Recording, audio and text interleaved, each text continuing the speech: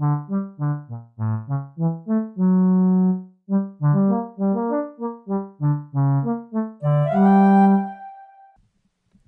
Elephant Child. In the darkest room of the marble temple, voices could be heard. They were deep and resonant, and they carried through the palm trees and across the river. A little black crow was attracted by the noise, flapping his little black wings up and down, till at last he alighted on a branch of the temple's ancient banyan tree. He cocked his little black head to the side and listened, and looked into the temple for, as you know, little black crows are very curious creatures. The voices came from the big black elephants with big tusks and long, long trunks. The elephants were talking as softly as they could in their deep voices, but the crow caught it all, for, as you know, the little black crow's ears are very sharp. They were all excited about something. The little black crow was excited too. He hopped once on his right foot, he hopped once on his left foot, and he found himself on the windowsill of the temple, his feathers all rumpled from excitement. He craned his little black head forward, and even though his ears were as sharp as only crow ears could be, he was hardly able to pick out the smallest voice.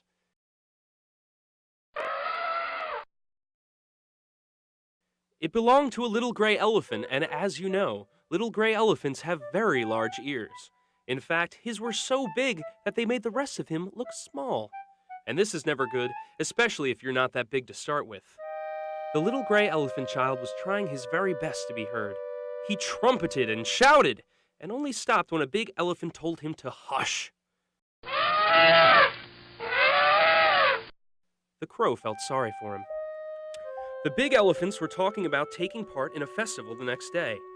One of them said she would wear a red gold cloth made from fibers of rare reeds from the mangrove swamp on his broad, broad back. And another proclaimed that she would have a sheet of shiny gold on her trunk. They were all so happy for themselves that nobody but the little black crow noticed the elephant child at all. Lifting his ebony wings, the little black crow sailed away through the air, determined to do something. The next morning, the sun's glad light shone on the sleeping form of the elephant child. His ears spread out, fanning him as he dozed standing up, for, as you know, elephant ears are very useful. He opened his wide black eyes and he felt the feet of the little black crow on his back. The crow said, "Come with me, little one!" The sad little elephant child stood up and dashed his trunk to the ground in despair. "All the others have gone to the festival and I have been left behind," he wailed, "for I am too small by far to be seen in the parade." To this the crow replied, "We have things to do and places to see," he proclaimed, "and we don't need a procession to be seen." So he and the little gray elephant child left the sunny place by the temple and headed for the great mango tree by the swamp. "Is it very far away?" the elephant child asked. "You will see."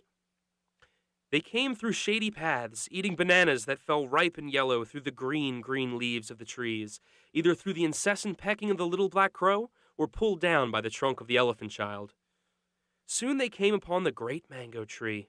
"Here it is, friend, not far at all." The elephant child then saw the most wondrous sight. There were children everywhere, and when they saw him, they let out screams of joy. He was hesitant at first, as all careful elephant children are. He stood there swaying gently from side to side, snorting softly and moving his wiggly trunk about. "Go on, friend," urged the crow with soft and incessant pecks. When he did, he found that the children were not going to hurt him, but fuss over him. "Look at his trunk!" His trunk was expected from every angle, children giggling when they felt the occasional breeze. "See his ears!" His prominent ears were appraised as they waggled back and forth. "Feel his skin!" Small hands rubbed the prickly little hairs on his sides and back. They fed him rice balls, coconut meat, sugarcane, and mangoes, till his little tummy was fit to burst. The day wore on. Eventually, a few pecks on the head reminded him that it was time to go. As he left, the children followed him till he was out of sight. None of them would forget that afternoon.